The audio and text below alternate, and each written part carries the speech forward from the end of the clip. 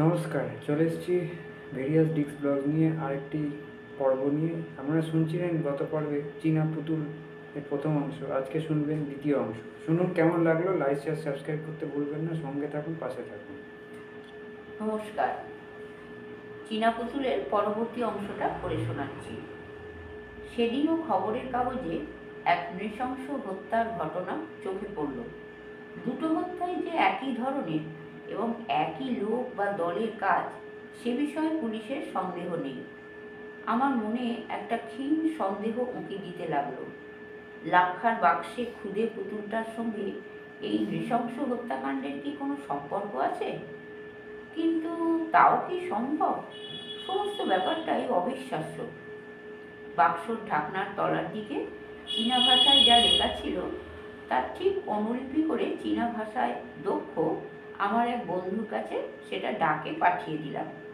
তাকে অনুরোধ করলাম যেন লেখাটার পাঠোদ্ধার করে আমাকে ফিরতি ডাকে পাঠিয়ে দেয়। তারপর যে দোকান থেকে বাক্সটা কিনেছিলাম সেই দোকানের মালিকের সঙ্গে দেখা করে বাক্সটার ইতিহাস জানতে চাইলাম। দোকানদার তার খাতাপত্র দেখে বলল, চীন দেশে তৈরি সেই লাক্ষার বাক্সটার কথা জানতে চাইছেন তো?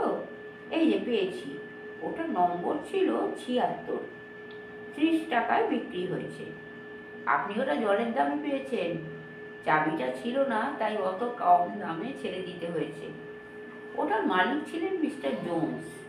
ভদ্রলোক একটা বিলিতি কোম্পানিতে বড় সাহেব ছিলেন। বিয়ে থা করেননি, সংসারে কেউ ছিল না। সম্প্রতি চীনে বেড়াতে গিয়ে বাক্সটা তিনি সংগ্রহ করেছিলেন। হঠাৎ তার মৃত্যু হয়। তিনি উইল করে তাঁর সমস্ত সম্পত্তি এক খ্রিস্টান সোসাইটিকে দান করে যান। তারাই তাঁর মৃত্যুর পর কিছু জিনিসপত্র নিলামে বিক্রির ব্যবস্থা করেন। দোকানের মালিক বাক্সটা ওই নিলামেই কিনেছিলেন। আমি বাড়ি ফিরে এলাম। রাত্রে খাওয়া দাওয়া সেরে শুয়ে পড়লাম। গভীর রাত্রে কেন জানি না হঠাৎ আমার ঘুমটা ভেঙে গেল। টেবিলের ওপর রাখা টাইম পিসের রেডিয়াম ডায়ালে দেখলাম ঠিক 12টা বেজেছে। চারদিক নিস্তব্ধ। একটা অজানা ভয় আমার বুকে যেন পাথরের মতো চেপে বসেছে। তারপরেই আমি বাইরে রাস্তায় জুতোর শব্দ শুনতে পেলাম। শব্দটা যেন আমার মাথার সামনের জানলার ঠিক তলা থেকে শুরু হয়ে আস্তে আস্তে মিলিয়ে গেল। আমি বিছানা ছেড়ে উঠে পড়লাম। মনের মধ্যে কি যেন একটা খচখচ করছে। দোতলায় আমার শোবার ঘরের ঠিক নিচের ঘরেই লাক্ষার বাক্সটা ছিল। আমি একতলায় নেমে ওই ঘরে ঢুকে আলো জ্বাললাম। দেখি জানলাটা খোলা, কেউ ছিটকিনি খুলে রেখেছে। আমি ঘুরে বাক্সটার দিকে তাকালাম, ওটার ঢাকনাও খোলা। আমি পা টিপে টিপে এগিয়ে গেলাম। যা সন্দেহ করেছিলাম ঠিক তাই। বাক্সের ভেতরটা খালি, পুতুলটা নেই, ঘরের জানলাটা খোলাই ছিল। বিছানায় শুয়ে এই অবিশ্বাস্য ঘটনার কথা ভাবতে ভাবতে একসময় আমি ঘুমিয়ে পড়লাম। পাতলা ঘুমের মধ্যে একবার যেন মনে হলো নিচের ঘরের জানলাটা বন্ধ করার শব্দ হলো। পরদিন সকালে বাক্সর মধ্যে যথারীতি পুতুলটিকে দেখতে পেলাম। আরও দেখলাম যে বাক্সর ঢাকনায় এবং পুতুলের কোমরবন্ধ তরোয়ালে লাল দাগটা বেড়ে প্রায় হাতলের কাছে পৌঁছেছে। পরদিন সকালে কাগজে আরও একটা নৃশংস হত্যার কাহিনী পড়লাম। ধারালো অস্ত্র দিয়ে আততায়ী হত ব্যক্তিকে যেন ফালা ফালা করে ফেলেছে। পুলিশ দিশেহারা হয়ে পড়েছে। সন্দেহবশে কাউকে গ্রেপ্তার করতে পারেনি। পুলিশের বিরুদ্ধে তীব্র সমালোচনায় সমস্ত কাগজগুলি মুখর হয়ে উঠেছে। শুধু একটা ব্যাপার পুলিশ জানতে পেরেছে, তা হলো নিহত ব্যক্তিদের মধ্যে আত্মীয়তার সম্পর্ক ছিল। সুতরাং আন্দাজ করা কঠিন নয় যে একটা আক্রোশই এই নৃশংস হত্যাকাণ্ডগুলির মূল কারণ। এদিকে আমিও নানা সূত্রে অনুসন্ধান করতে শুরু করলাম। অনেক ছোটাছুটির পর একটা সূত্র আমি আবিষ্কার করলাম। হত ব্যক্তি যে এক পূর্বপুরুষ ছিলেন কর্নেল বার্টন। তার সম্বন্ধে খোঁজ খবর করে জানতে পারলাম ইংরেজ আমলে তিনি ভারতের সামরিক বাহিনীতে ছিলেন এবং পরে চীনে মোতায়েন ব্রিটিশ সৈন্যবাহিনীতে তাকে বদলি করা হয়।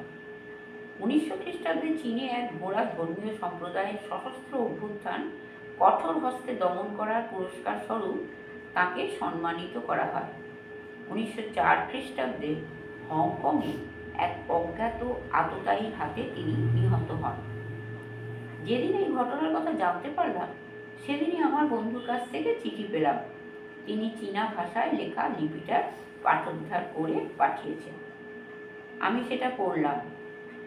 আমি প্রতিশোধ নেব, এই কথাটি লেখা। আমার মনে আর কোনো সন্দেহ রইল না যে পুতুলটা মন্ত্রপুত এবং কর্ণের বাটনের ওপর বিজাতীয় আক্রোশ বসে ওই গুপ্ত ধর্মীয় সম্প্রদায় ওটাকে বাটনের আত্মীয় স্বজনের নিধন যজ্ঞে নিযুক্ত করেছে। আমি বাক্সর ডালাটা খুললাম। পুতুলটা যেন ব্যঙ্গভরা দৃষ্টি নিয়ে আমার দিকে তাকিয়ে আছে। সেদিনই আমি মনস্থির করে ফেললাম বাক্সটাকে বিদায় করতেই হবে। ওটা যেন আমার জীবনে অভিশাপ হয়ে দাঁড়িয়েছে। বেশ অনেক রাত্রে বাক্সটাকে হাতে নিয়ে আমি বাড়ি থেকে বেরিয়ে পড়লাম। আমার বাড়ি থেকে চেতলা ব্রিজটা বেশি দূরে নয়। বর্ষাকাল, গঙ্গার জল দুকুল ছাপিয়ে গেছে। ঝিরঝির করে বৃষ্টি পড়ছিল। ব্রিজের ওপরটা একেবারে ফাঁকা। সুযোগ বুঝে আমি বাক্সটাকে সজোরে গঙ্গাবক্ষে বিসর্জন দিলাম। ঝপ করে একটা শব্দ হলো, আর ঠিক সেই সময় টালিগঞ্জ থানা থেকে ঢং ঢং করে মধ্যরাত্রি ঘোষণা করল। ঘণ্টার ধ্বনি মিলিয়ে যাওয়ার সঙ্গে সঙ্গে নদী থেকে একটা চিৎকার আমার কানে ভেসে এলো, মানুষের চিৎকার। পরবর্তী অংশ পরের দিন। কি শুনলেন তো টিনা পুতুলের দ্বিতীয় অংশ? কেমন লাগলো?